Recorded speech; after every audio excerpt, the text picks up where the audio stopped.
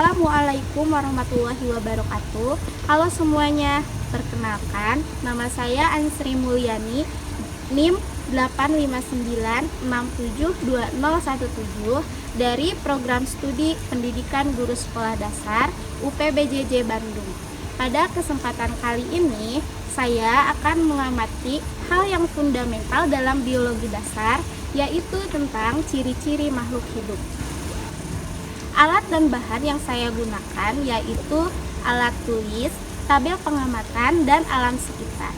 Adapun tujuan dari video praktikum ini yaitu untuk mengamati ciri-ciri makhluk hidup yang ada di alam sekitar. Mungkin terdengar sederhana, tapi justru disinilah pondasi pemahaman kita tentang kehidupan dimulai. Apa yang membuat sesuatu disebut hidup? Apa yang membedakan seekor kucing dengan sebuah batu, atau sebatang pohon mangga dengan tiang listrik yang tegak di pinggir jalan? Untuk menjawab itu, kita tidak akan hanya membaca teori. Kita akan langsung mengamati makhluk hidup yang ada di sekitar kita. Objek pengamatan kita terdiri dari 5 hewan, yaitu kucing, domba, ayam, ikan nila, dan laba-laba, serta 5 tumbuhan, yakni daun sirih, singkong, bunga mawar merah, tanaman jeruk purut, dan tanaman cabai. Yuk, langsung kita mulai. Ada 8 ciri utama makhluk hidup yang menjadi acuan pengamatan kita hari ini. Yang pertama, bernapas, lalu memerlukan nutrisi, selanjutnya bergerak, serta tumbuh dan berkembang, kemudian berkembang biak, setelah itu iritabilitas atau respon terhadap rangsangan, lalu ekskresi atau pengeluaran zat sisa metabolisme, dan yang terakhir adaptasi atau penyesuaian diri terhadap lingkungan.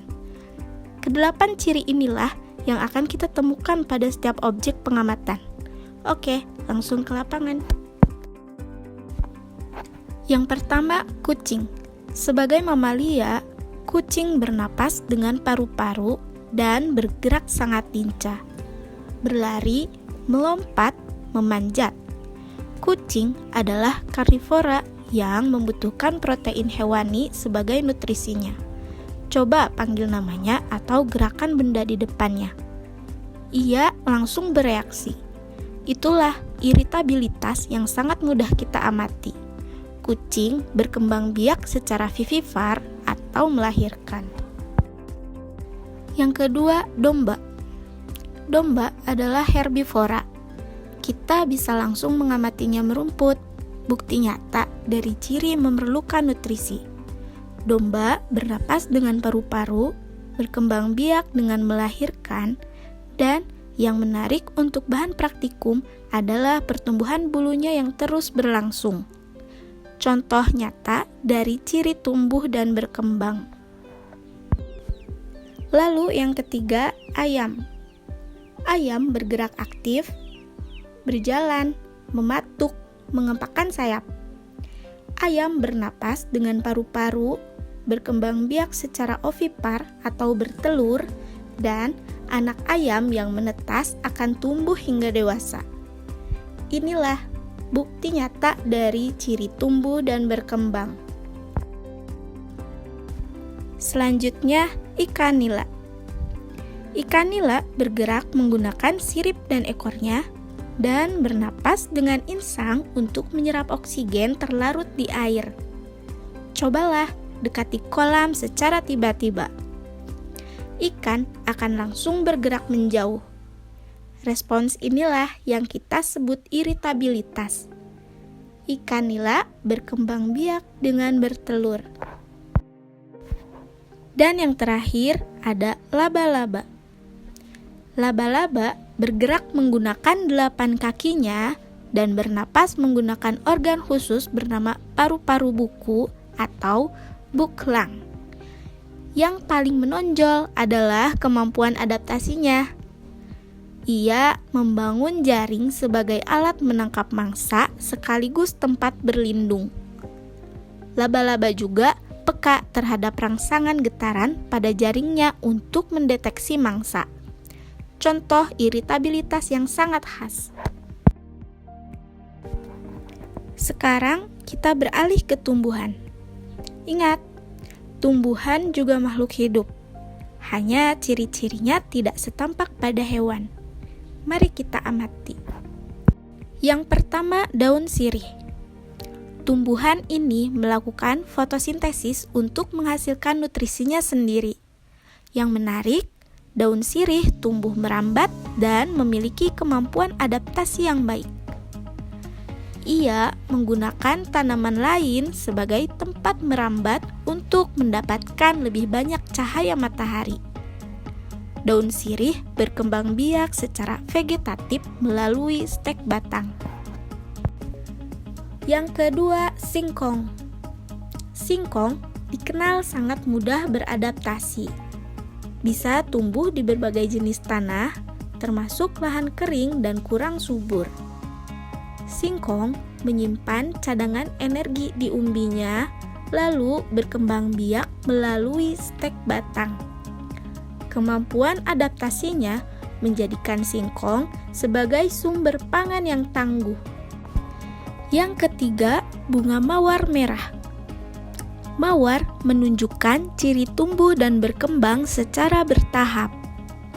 Dari tunas, tumbuh batang berduri, daun, hingga bunga mekar yang indah. Duri pada batangnya adalah bentuk adaptasi untuk perlindungan diri dari pemangsa. Mawar berkembang biak melalui biji maupun stek batang. Selanjutnya, tanaman jeruk purut. Daunnya yang khas berbentuk seperti dua daun bersambung adalah hasil adaptasi unik untuk memaksimalkan proses fotosintesis. Jeruk purut tumbuh dari benih hingga menghasilkan buah. Proses yang menunjukkan ciri tumbuh dan berkembang dengan jelas. Seperti tumbuhan lain, jeruk purut melakukan respirasi, menyerap O2 dan melepaskan CO2, terutama di malam hari. Terakhir, tanaman cabai. Cabai sangat cocok untuk mengamati iritabilitas pada tumbuhan. Ujung batang mudanya tumbuh ke arah cahaya matahari yang kita sebut fototropisme. Ini adalah bukti bahwa tumbuhan pun peka terhadap rangsangan. Cabai juga menunjukkan siklus tumbuh yang lengkap. Dari benih, tumbuh batang dan daun, berbunga, hingga menghasilkan buah yang mengandung biji untuk perkembangbiakan. Dari pengamatan 5 hewan dan 5 tumbuhan tadi, satu kesimpulan penting yang bisa kita ambil. Semua makhluk hidup, hewan maupun tumbuhan, memiliki ke-8 ciri kehidupan yang sama. Yang membedakan hanya cara dan mekanismenya. Laba-laba beradaptasi dengan membangun jaring, daun sirih merambat mencari cahaya, ikan nila bernapas dengan insang, mawar melindungi diri dengan duri. Semuanya unik, tapi semuanya hidup. Dan inilah yang membuat biologi begitu menarik untuk dipelajari. Melalui pengamatan sederhana ini, kita belajar bahwa ciri-ciri makhluk hidup dapat dikenali dari aktivitas sehari-hari di sekitar kita. Dengan memahami hal ini, kita tidak hanya belajar teori, tetapi juga melatih kepekaan dan mengamati kehidupan. Terima kasih sudah menyimak video praktikum ini. Sampai jumpa pada video pembelajaran berikutnya. Wassalamualaikum warahmatullahi wabarakatuh.